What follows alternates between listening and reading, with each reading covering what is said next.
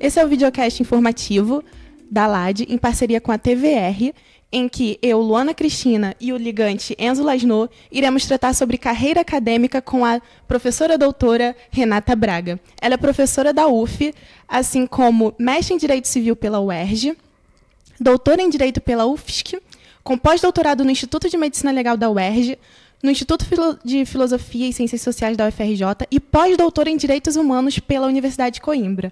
Um currículo bem extenso, né? E como a gente pode perceber, a Faculdade de Direito ela abre espaço para que os formandos eles consigam ir para várias áreas, podendo ser advogar, podendo prestar concurso público. Então, durante a graduação, também abre possibilidade para a docência, para pesquisas acadêmicas. Então, muitos sonham com isso, enquanto outros nem sabem o que isso seria. Então, poderia dar uma definição do que seria uma carreira acadêmica, por favor? Vamos lá, obrigada pelo convite de participar desse videocast e por falar de um assunto que é a minha verdadeira paixão. Então, estou super feliz de poder participar do projeto. Bom, o que é uma carreira acadêmica? Por que a gente fala que é a academia? A academia é um grande centro de produção de conhecimento. E você pode atuar na academia de diversas formas. Você pode se dedicar à docência, você pode se dedicar ao desenvolvimento de pesquisas em diversas áreas. Então, basicamente, quando a gente fala de academia, a gente está falando de produção de conhecimento. Então, toda atividade vinculada à produção de conhecimento vai ter uma relação com o que a gente entende por academia. Tendo aí, por exemplo, a gente pode também, na academia, desenvolver atividades de extensão, que são atividades voltadas para a sociedade. Então, por exemplo, eu, como professora aqui na UF, sou uma acadêmica. Quais são as minhas linhas de atuação?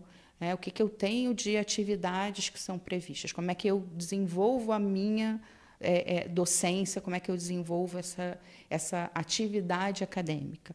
Não só lecionando, mas também orientando pesquisas. Então, eu estou desenvolvendo pesquisas junto com os alunos, produzindo também pesquisas que são próprias, escrevendo artigos, participando de eventos e também desenvolvendo atividades de extensão, fazendo essa ponte muito importante entre esses centros de conhecimento e a sociedade. Porque esse conhecimento ele não pode ficar dentro dos muros da universidade, a gente precisa entender que existe uma função social da nossa atuação aqui como acadêmicos. E aí a gente envolve, inclusive, os alunos, que também são considerados como acadêmicos. O aluno acadêmico, o professor acadêmico, é por aí mesmo.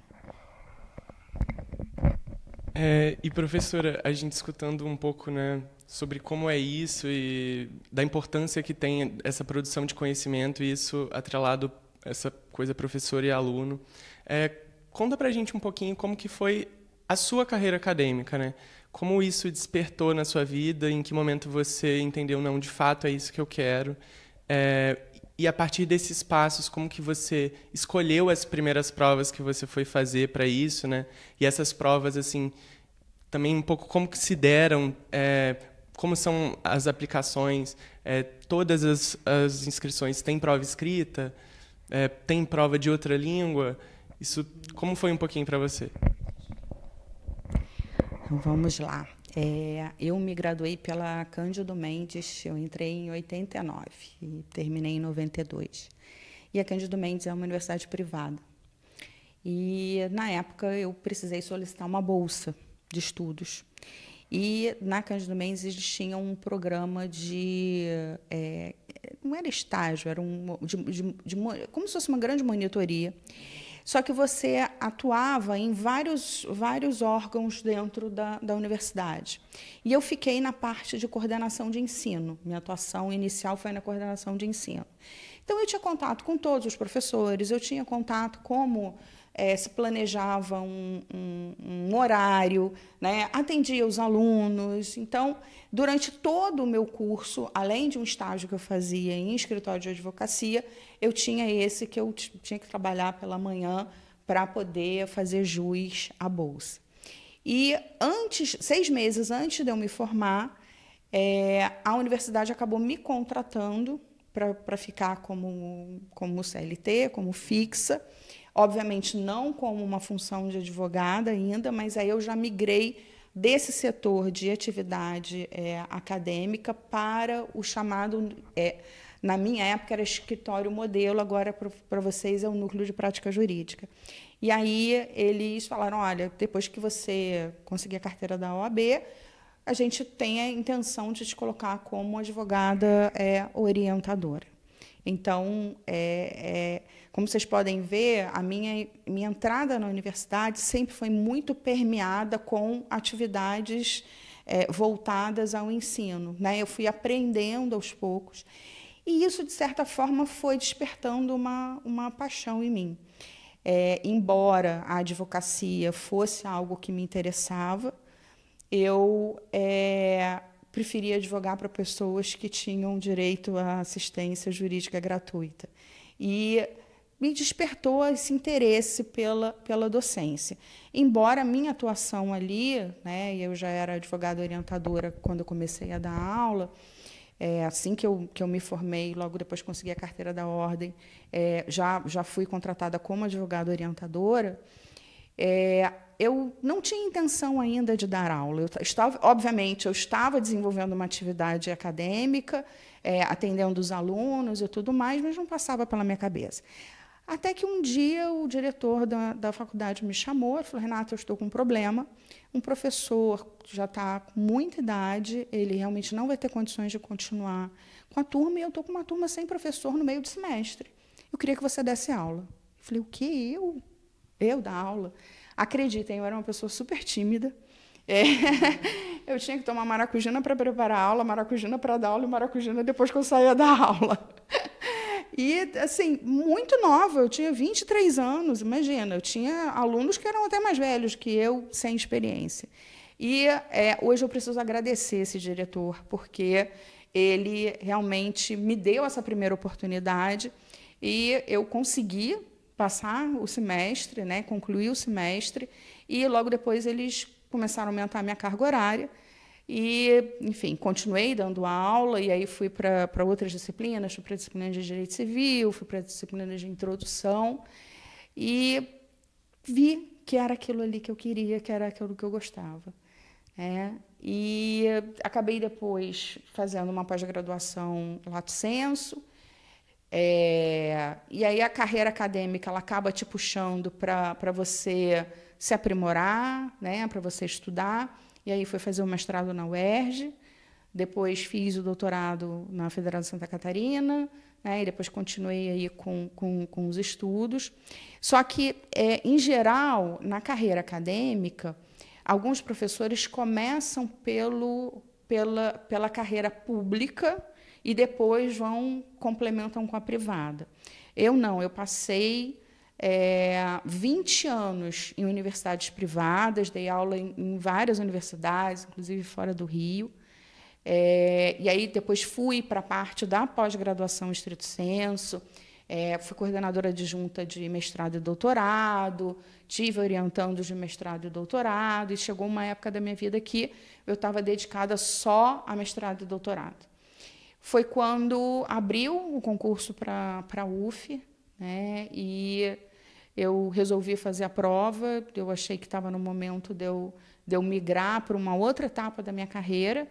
Foi quando eu fiz a prova ela avalia não só o conhecimento, uma prova realmente com conteúdo muito extenso, meu concurso foi para civil aqui. Você tem lá um conteúdo programático do concurso, então a primeira fase é uma prova escrita, depois você tem a prova de aula, né? E na prova de aula você é sorteado um ponto, e aí você vai dar aula sobre aquilo ali, e depois eles vão fazer a avaliação dos seus títulos e das produções. E aí tem um formulário que deve ser preenchido com atribuição da pontuação. E aí foi que eu acabei sendo aprovada aqui para a UF, e já estou aqui há 10 anos, né, como dedicação exclusiva. Então, obviamente, eu tive que sair de todas as particulares e fiquei só na UF, embora a gente tenha a possibilidade de atuar em outros centros de pesquisa com autorização da UF. Então, isso não significa que você fica completamente amarrado. Você pode desempenhar algumas atividades, todas autorizadas pela UF, para que você também oxigene e traga, né, esse intercâmbio de informações que são desenvolvidas fora para dentro da UF, aquilo que é trabalhado na UF para fora. Então, assim, o meu percurso foi um percurso, primeiro, no susto, né, sem nenhum planejamento, mas eu acho que aquilo que tem que te encontrar, ele vai te esbarrar em algum momento, né? E provavelmente os meus chefes na época tinham já identificado ali olha, acho que ela tem jeito para isso, e realmente foi uma baita de uma confiança, né? Você pegar um recém-formado com 23 anos para dar aula, e assim sou muito grata por seguir esse caminho, né? Então, mas isso depende muito. Tem pessoas que começam na carreira pública e depois vão complementar na carreira privada. Tem gente que fica só na graduação. Eu acabei saindo depois do mestrado e doutorado, vindo para a graduação. Confesso a vocês que eu sentia muita falta da graduação, porque eu fiquei muitos anos só em mestrado e doutorado. E eu acho que é um ambiente que me traz assim mais senso de realização daquilo que eu tenho como missão de vida. Então, é claro, se a gente um dia tiver um mestrado aqui, obviamente que eu vou ter interesse em dar aula, como também hoje dou aula na pós de residência jurídica. Então, não estou aqui dizendo que eu não vou atuar, não, mas eu acho que é na graduação que você faz a diferença, né? E sou muito feliz porque a vida acabou me conduzindo para os caminhos certos, né? Professora, muito interessante sua trajetória, principalmente a questão que você comentou sobre a ansiedade inicial. Isso vai estar sempre presente, né, quando começarmos algo, e não podemos deixar que seja um empecilho. Também conseguimos compreender um pouco sobre o que é uma carreira jurídica e como alcançá-la. Agora, eu gostaria de saber se você teria alguma dica, sabe, para, durante a graduação, como se preparar para alcançar uma carreira jurídica? Como montar um plano para concretizar esse sonho? Bom, vamos lá. Eu sei que o meu plano de voo não foi muito organizado, né? As coisas foram realmente acontecendo. Mas, primeiro, você tem que identificar se existe em você uma certa paixão por produzir conhecimento. Tem alunos que você olha e fala assim, esse aqui vai ser advogado, esse aqui... Ele gosta da argumentação, ele gosta do contencioso, né? Ele gosta do escritório. Para ele, o escritório é até maior do que a própria universidade. A gente tem que tomar um certo cuidado, porque é preciso a gente equilibrar esses pratos. Então, assim, você tem que avaliar. Olha, quando eu faço uma pesquisa, quando eu faço um trabalho, eu entendo aquilo ali como um peso ou... Nossa, eu fico inebriado de buscar informação, o estudar, para mim, o pesquisar, o produzir o conhecimento não é um peso, não é um fardo. Porque eu acho que a nossa atuação profissional ela tem que ser extremamente prazerosa. É claro que tem momentos que a gente se aborrece, tem momentos que são difíceis, tem dias que a gente fala assim, caramba, eu vou ter que fazer isso, mas ela tem que te trazer uma recompensa para além da questão financeira. Tem que ser algo que te preencha, que você se sinta nutrido e que você tenha prazer de dizer, olha, eu faço isso, né? Então, assim, a primeira coisa é você identificar. Eu gosto de produzir esses conteúdos, eu sou uma pessoa que... Quando eu olho um julgamento, eu me vejo sentado naquela cadeira, eu acho que eu teria um perfil mais para ser um juiz. E o que acontece com a carreira acadêmica é que ela é um pouco vista como uma carreira, digamos assim, de segunda categoria. né? Ou seja, as grandes carreiras jurídicas são você advoga, ou você faz concurso público para a magistratura, para o Ministério Público, e a carreira acadêmica é um bico. Você a grande pergunta de você é só professora. Para você ter ideia, na Alemanha, eu fui me registrar num hotel e tinha assim, senhor, senhora e professor doutor. Para vocês verem a importância que eles dão no momento em que você se registra. Na terceira categoria, senhor, senhora e professor doutor. Lá não é só um bico. Lá é uma das carreiras mais importantes. E a gente tem alguns países, né, se não me engano é o Japão, que se reverencia o professor como a grande pessoa, porque se eu tenho um médico, eu tive um professor no caminho desse médico, né? Se eu tenho um advogado, eu tive um professor no caminho desse advogado. E eu acho assim que eu tive grandes professores na minha vida, que, inclusive do ensino médio e do ensino fundamental, que certamente me moldaram como eu sou professora hoje.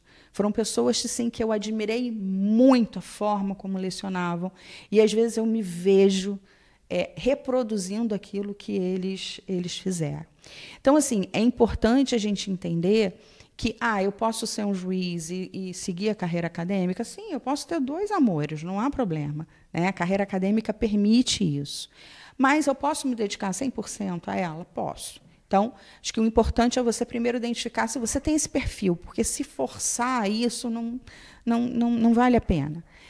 E depois, durante o curso de graduação, você investir na monitoria, você investir nos grupos de pesquisa, você investir na produção, né, de artigos, de trabalhos em coautoria com seus professores, orientadores, você participar das atividades da universidade que envolvam ali apresentação de trabalhos.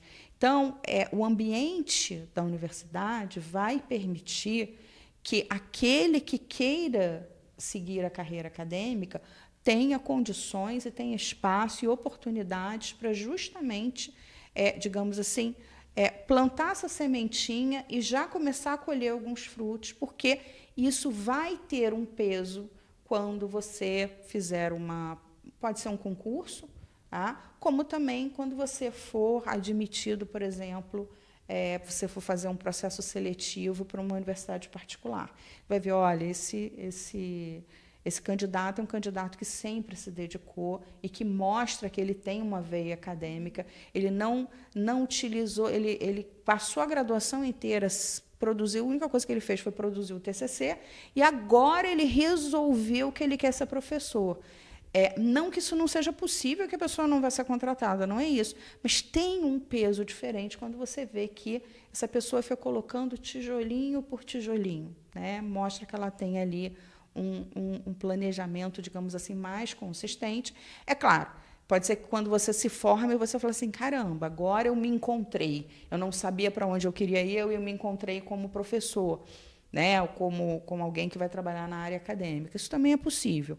Mas você me perguntou como seria um planejamento, né? Se a pessoa realmente identifica que tem esse dom, que gosta disso, a ideia é que você possa realmente percorrer esse caminho ao longo do curso. Sim. O que é o currículo Lattes? Eu lembro que o meu orientador de doutorado dizia o seguinte: o currículo Lattes é a grande identidade de um pesquisador e de um acadêmico, porque está toda a sua vida ali, né? E é muito legal que quando você preenche o seu currículo Lattes depois de muitos anos, você olha, você fala assim, caramba, quanta coisa eu já fiz, né? Coisas que assim, a gente até tinha esquecido que tinha feito.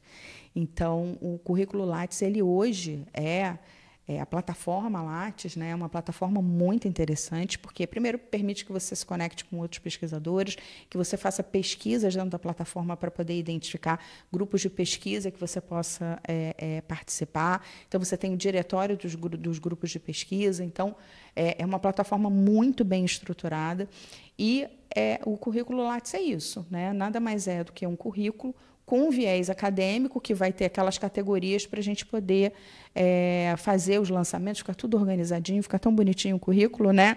Então, e dá prazer, né? Quando você vê que, caramba, a pessoa começou lá do primeiro período produzindo artigos, participando de eventos, participando de pesquisas, isso faz muita diferença. E, professora, falando um pouco sobre a resposta que você deu até para a Luana, a respeito dos seus professores, né? Os professores que te moldaram e fizeram um pouco das suas características como professora. Muito disso deve ter o orientador também, né? O orientador deve moldar muito o graduando. E aí, como foi, assim, para você escolher o seu orientador? E acredito que também muitos alunos te escolham como orientadora. Como foi para você e como que você acha que essa troca tem que acontecer para ser uma troca positiva e enriquecedora para ambos os lados, assim? Vamos lá. Eu tive 6 orientadores já na minha vida toda, né? Graduação, mestrado, doutorado e 3 pós-doutorados. Então, foram 6 pessoas que passaram na minha vida. E totalmente diferentes, com perfis totalmente diferentes, né?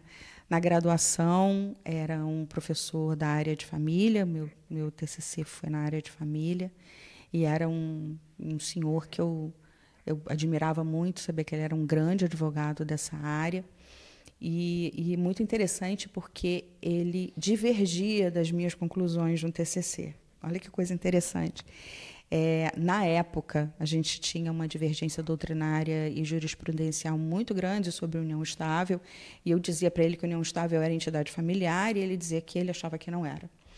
E a orientação se deu com total respeito, né, à minha produção, porque eu tinha embasamento doutrinário também. Ele só falava assim para mim: Renata, isso nunca vai dar certo, isso nunca vai passar. E depois ele virou meu colega na universidade, e a gente começou a ter as primeiras leis tratando de união estável. Eu lembro que ele me encontrou um dia na sala dos professores e falou: poxa, você tinha razão, e eu não te dei a razão. Então, minha primeira relação com o meu orientador foi uma relação de profundo respeito. Era uma pessoa que me nutria muito, e muito importante você ter, muitas vezes, um orientador que vai pensar um pouco diferente de você, porque ele vai te trazer informações que são informações, digamos assim, sobre isso aqui você pensou, né? Sobre aquilo ali você pensou. E aí, no mestrado, eu tive um professor titular da UFMG, que era professor visitante lá na UERJ, que foi uma pessoa que me nutriu com outras habilidades de pesquisa. Era um professor que dava aula na Alemanha também. Ele era extremamente criterioso e eu sofri bastante. Mas, ao mesmo tempo que eu sofri, eu posso dizer que eu tive um crescimento como pesquisadora muito importante, embora a gente concordasse em tudo, né? Ou seja, foi sobre o Estatuto Jurídico do Embrião Humano, na época que eu era pesquisadora na área de biodireito. Fui pesquisadora em biodireito durante 20 anos. E aí ele foi uma pessoa assim, muito dura, inclusive na banca ele foi muito duro, mas ele era duro com todos os orientandos dele. E depois, quando eu fui para o doutorado, eu tive um outro professor muito parecido com o primeiro da graduação, extremamente querido. Inclusive, eu fiquei grávida durante o doutorado, e ele foi assim muito querido, o professor Horácio. E na época ele falou: olha, uma das razões de você ter sido aceita é porque você foi orientanda do professor João Batista Vilela. Então, vejam que mesmo na dificuldade, a gente depois vai colher um fruto lá na frente, porque ele falou: se você passou pelo João Batista Vilela, é como se você tivesse uma legitimação. E aí, depois, meus 3 outros orientadores, eu posso dizer que foram pessoas que, já no pós-doutorado, você tem uma pegada diferente, né? Ele é quase como um parceiro seu na pesquisa.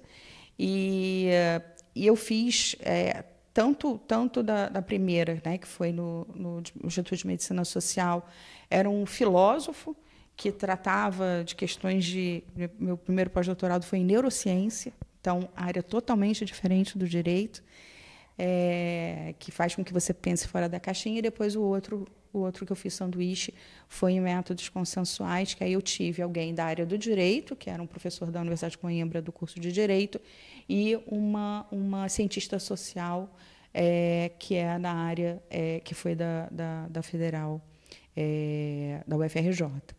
Então, assim, foram 6 pessoas que passaram pela minha vida e que acho que a função do orientador, né, a própria palavra já diz, né, é orientar.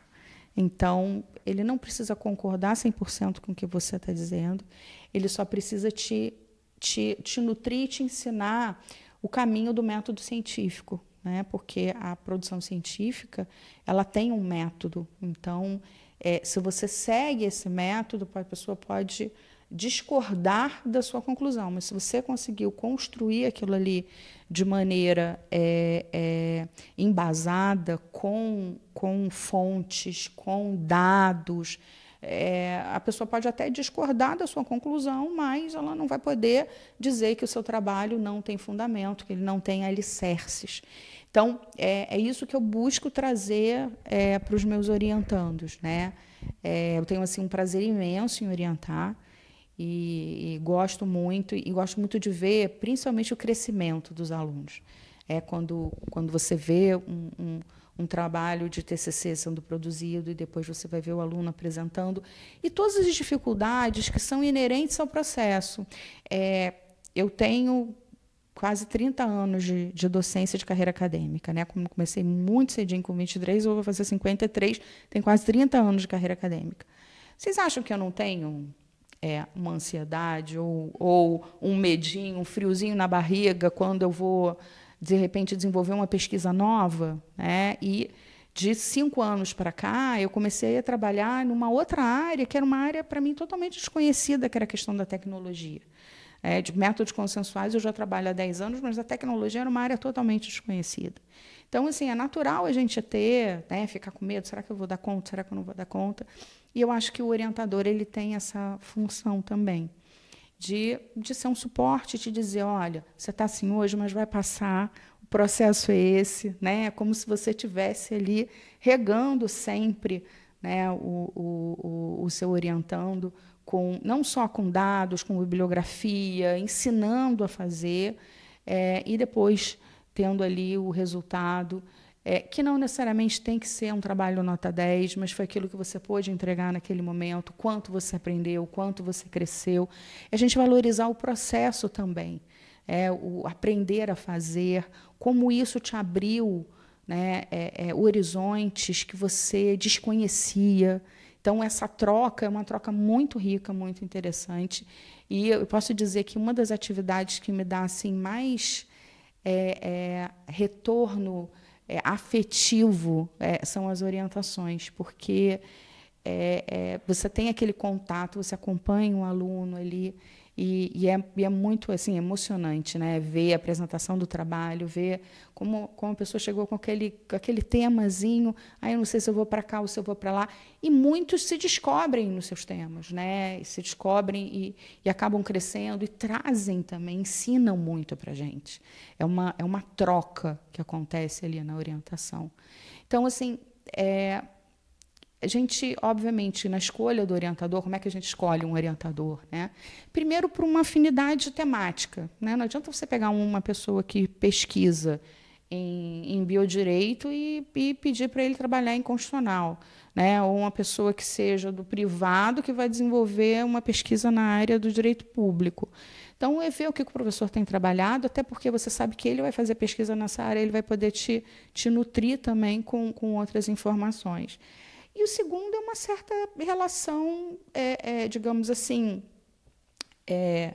saudável entre professor e aluno, porque o processo é um processo que muitas vezes vai ter suas dores, como todo e qualquer processo. Então, é muito importante que seja um professor que te traga esse suporte também nesses momentos. E enfim, acho que seriam essas duas questões, né? De você sentir afinidade pelo professor e haver aí uma certa aderência, digamos, do seu interesse de pesquisa com aquilo que o professor produz. Ai, gente, acho que já escolhi minha orientadora. Eu tô, assim, muito, muito feliz mesmo.